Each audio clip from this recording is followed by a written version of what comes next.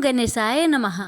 प्यारे भक्तगणों, आज मैं आप सभी को शीतला माता की व्रत कथा सुनाने जा रही हूँ। साल 2024 में शीतला माता का पर्व 1 अप्रैल और 2 अप्रैल को मनाई जाएगी। 1 अप्रैल को शीतला सप्तमी का व्रत मनाया जाएगा और 2 अप्रैल को शीतला अष्टमी का व्रत मनाया जाएगा। और आज मैं आप सभी को जो कथा सुना रही हूँ, उन कथाओं को शीतला सप्तमी और शीतला अष्टमी इन दोनों दिन व्रत करके इन कथाओं का श्रवण किया जाता है। शीतला माता का व्रत और इन कथाओं के श्रवण से बीमारियों से छुटकारा मिलता है। इस पूजन में शीतल जल और बासी भोजन का भोग लगाने का विधान है। श्रद्धालु शीतला सप्तमी हो या फिर शीतला अष्टमी हो, इन दोनों दिन व्रत रखकर माता की भक्ति करके अपने परिवार की रक्षा करने के लिए माता से प्रार्थना करते हैं। ऐसा माना जाता है कि शीतला माता भगवती दुर्गा का ही स्वरूप है। भारतीय उपासना पद्धति जहाँ मनुष्य को आध्यात्मिक रूप से मजबूत करती है, वहीं शारीरिक और मानसिक रोगों को दूर करने का भी इसका उद्देश्य होता है। कहा जाता है कि गर्मी के दिनों में शरीर में अनेक प्रकार के पित्त विकार में प्रारंभ हो जाते हैं। ऐसी मान्यता है कि शीतला अष्टमी का व्रत रखने से छोटी माता का प्रकोप नहीं होता। शीतला सप्तमी और शीतला अष्टमी व्रत मनुष्य को चेचक रोगों से बचाने का प्राचीन काल से चला आ रहा व्रत है।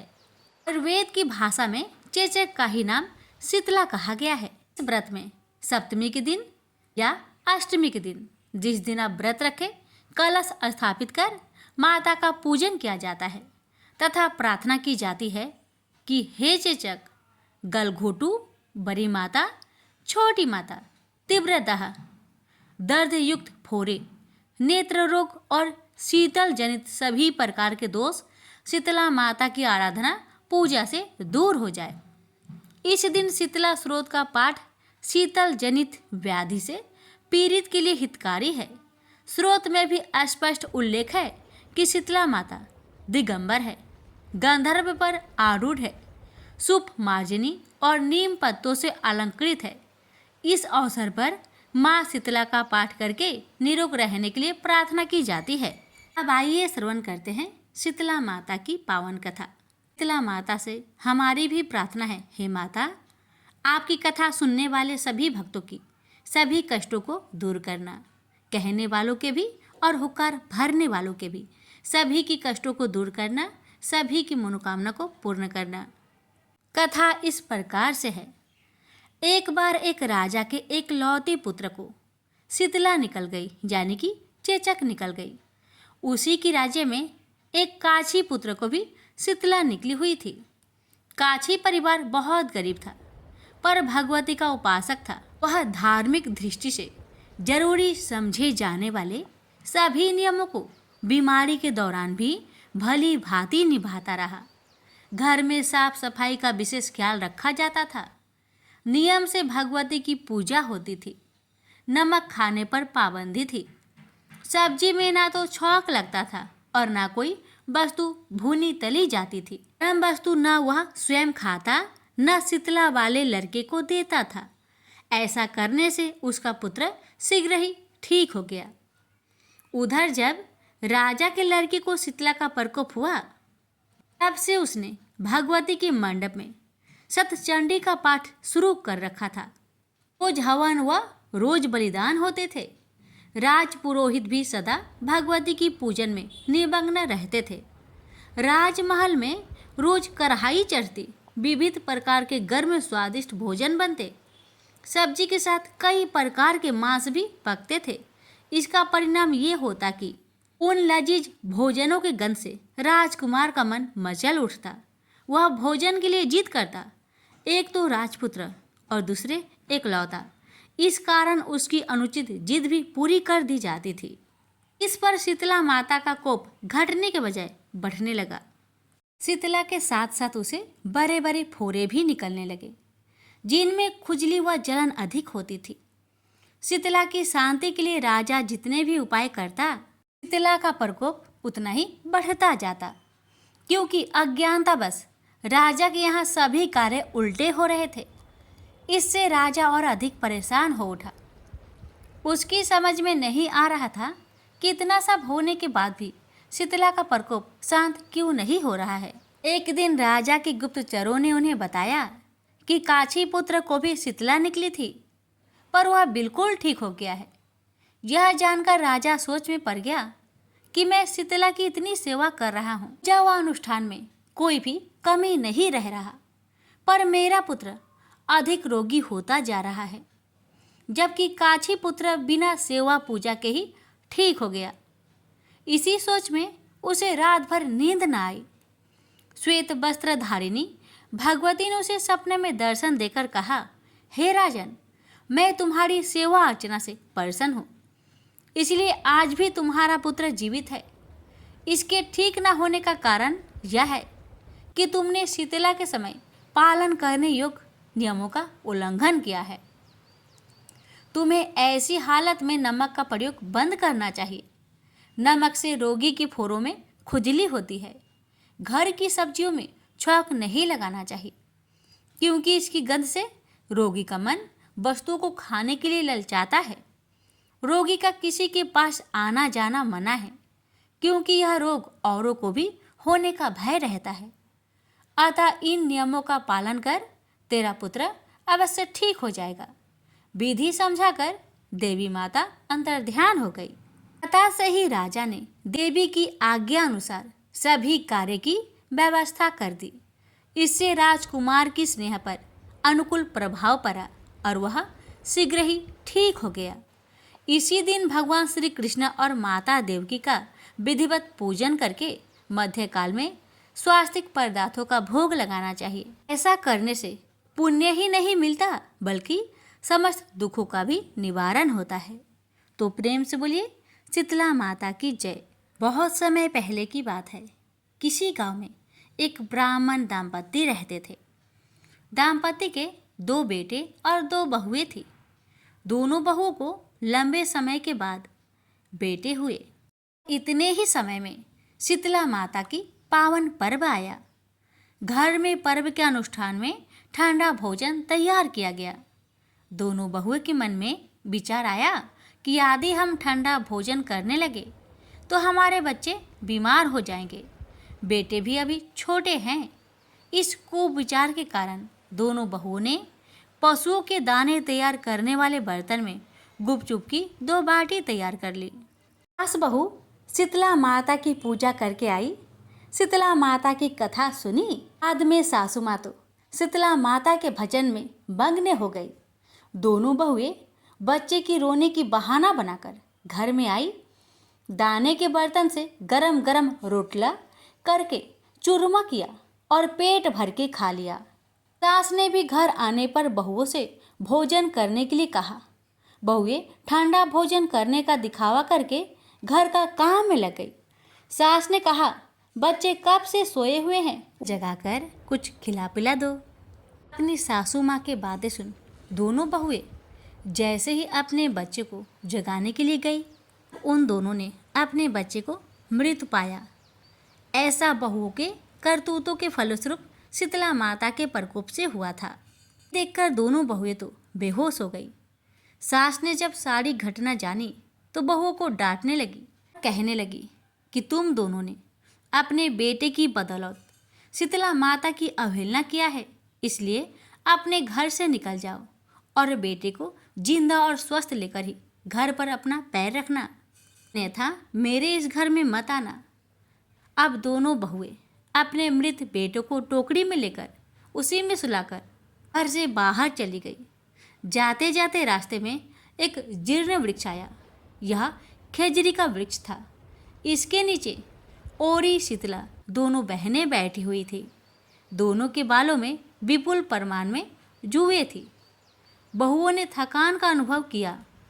तब दोनों बहुएं ने ओरी और शीतला के पास जाकर बैठ गई और उन दोनों की बालों में से खूब सारी जू निकाली। जूओं का नाश होने से ही ओरी और शीतला ने अपने मस्तक में शीतलता का अनुभव किया और कहा, तुम दोनों ने हमारे मस्तक को शीतल और ठंडा किया है, वैसे ही तुम्हें पेट की शांति मिले। अब दोनों बहुओं एक साथ बोली, कि हम तो पेट का ही दिया हुआ लेकर मारी मारी भटक रहे हैं। परंतु शीतला माता के दर्शन हुए ही नहीं। शीतला माता ने कहा कि तुम दोनों पापिनी हो, दुष्ट हो, दुराचारिणी हो, तुम्हारा तो मुंह देखने का ही योग नहीं है। शीतला माता का पूजन में ठंडा भोजन खाने के बजाय तुम दोनों ने गरम गरम भोजन कर लिया था। ये सुनते ही दोनों बहुओं ने शीतला माता जी को पहचान लिया। देवरानी जेठानी ने दोनों ने माताओं का वंदना किया, गिड़गिड़ाते हुए कहा कि हे माँ, हम तो भोली भाली है, अनजाने में ही गरम गरम भोजन खा लिए थे। आपके प्रभाव को हम नहीं जानते थे माँ, आप हम दोनों को क्षमा करें। पुनः ऐसा दुष्ट कृत्य हम कभी नहीं करेंगे। हम सभी भक्तों को ये बताएंगे कि शीतला सप्तमी हो या फिर शीतला अष्टमी, कभी कोई गरम गरम भोजन ना करे। हमें क्षमा करें माँ, हमें क्षमा करें। उनके पश्चाताप भरे वचनों को सुनकर दोनों माताएं प्रसन्न हुई। शीतला माता ने मृतक बालकों को जीवित कर दिया। वे तब दोनों बच्चों को लेकर आनंद से पुनः गांव लौट आई। गांव के लोगों ने जाना कि दोनों बहुओं को शीतला माता के साक्षात दर्शन हुए हैं। दोनों का धूमधाम से स्वागत करके गांव में प्रवेश करवाया गया। बहुओं ने कहा, हम गांव में शीतला माता के मंदिर का निर्माण करवाएंगे। जब भी शीतला माता का व्रत आएगा तब हम ठंडा ही खाना खाएंगे। शीतला माता ने दोनों बहुओं पर जैसी कृपा दृष्टि की वैसी कृपा हम सब पर करे। शीतला माँ हमें सदा शांति और शीतलता तथा आरोग्यता दे। प्रेम से बोलिए शीतला माता की जय, भगवती माता की जय। जब भी शीतला माता का व्रत आएगा तब हम ठंडा ही खाना खाएंगे। शीतला माता ने दोनों बहु एक बार शीतला माता ने सोचा कि चलो आज देखो कि धरती पर मेरी पूजा कौन करता है, कौन मुझे मानता है। यही सोचकर शीतला माता धरती पर राजस्थान के डुगरी गांव में आई और देखा कि इस गांव में मेरा मंदिर भी नहीं है, न मेरी पूजा है। माता शीतला गांव की गलियों में घूम रही थी। तभी एक मकान के ऊपर से किसी ने चावल का उबला हुआ पानी यानी मार नीचे फेंका। वह उबला पानी शीतला माता के ऊपर गिरा, जिससे शीतला माता के शरीर में छाले फफोले पड़ गए। शीतला माता के पूरे शरीर में जलन होने लगी। शीतला माता गांव में इधर उधर भाग भाग के चिल्लाने लगी, अरे मैं जल गई, मेरा शरीर तप रहा है, जल रहा है, कोई मेरी मदद करो। लेकिन उस गांव में किसी ने शीतला माता की मदद नहीं की। तभी अपने घर के बाहर एक कुम्हारन महिला बैठी थी। उस कुम्हारन ने देखा कि अरे ये बूढ़ी माई तो बहुत जल गई, इसके पूरे शरीर में तपन है, इसके पूरे शरीर में छाले फफोले पड़ गए हैं, यह तपन सहन नहीं कर पा रही है। तब उस कुम्हारन ने कहा, ए माँ तू यहाँ आकर बैठ जा, मैं तेरे शरीर के ऊपर ठंडा पानी डालती हूँ। कुम्हारन ने उस बूढ़ी माई पर खूब ठंडा पानी डाला और बोली, हे माँ मेरे घर में रात की बनी हुई रावड़ी रखी है, थोड़ा दही भी है। शीतला माता ने ठंडी ज्वार के आटे की रावड़ी और दही खाया, इससे शरीर में ठंडाई मिली। तब उस कुम्हारन ने कहा, आ माँ बैठ जा, तेरे सिर के बाल बिखरे हैं, ला मैं तेरी चोटी गुथ देती हूँ। और कुम्हारन माई की चोटी गुथने हेतु ही बालों में करती रही। अचानक कुम्हारन की नजर उस बूढ़ी माई के सिर के पीछे पड़ी तो कुम्हारन ने देखा कि एक आंख बालों के अंदर छुपी है। यह देखकर वह कुम्हारन डर के मारे घबराकर भागने लगी। तभी उस बूढ़ी माई ने कहा, रुक जा बेटी, तू डर मत, मैं कोई भूत प्रेत नहीं हूँ, मैं शीतला देवी हूँ। मैं तो इस धरती पर देखने आई थी कि मुझे कौन मानता है, कौन मेरी पूजा करता है। इतना कहा माता 4 भुजा वाली हीरे जवाहरत के आभूषण पहने, सिर पर स्वर्ण मुकुट धारण किए अपने असली रूप में प्रकट हो गई। माता के दर्शन कर कुम्हारन सोचने लगी कि अब मैं गरीब इस माता को कहाँ बैठाऊं। तब माता बोली, हे बेटी तू किस सोच में पड़ गई, तब उस कुम्हारन ने हाथ जोड़कर आंखों में आंसू बहाते हुए कहा, हे माँ, मेरे घर में तो चारों तरफ दरिद्रता है, बिखरी हुई है। मैं आपको कहाँ बैठाऊं? मेरे घर में ना तो चौकी है, ना बैठने का आसन। तब शीतला माता प्रसन्न होकर उस कुम्हारन के घर पर खड़ी हुई।